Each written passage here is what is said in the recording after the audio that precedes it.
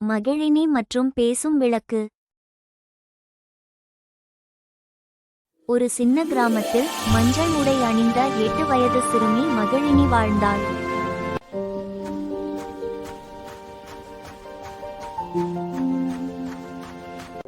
ஒரு மாலை வீட்டின் மூலையில் இருந்த பழைய பித்தளை விளக்கை அவள் ஏற்றினாள்.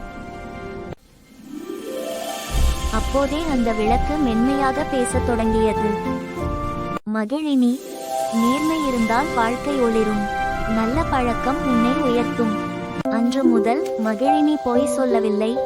அம்மாவுக்கு உதவினாள், வீட்டை சுத்தம் செய்தாள், எல்லோரிடமும் இனிமையாக நடந்தாள். அவ்வளவு செய்தபோதெல்லாம் விளக்கு இன்னும் பிரகாசித்தது.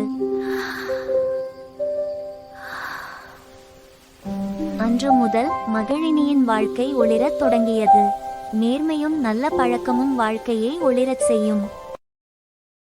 மேலும் தாலாட்டு கதைகளுக்கு எங்கள் சேனல் சப்ஸ்கிரைப் செய்யுங்கள்.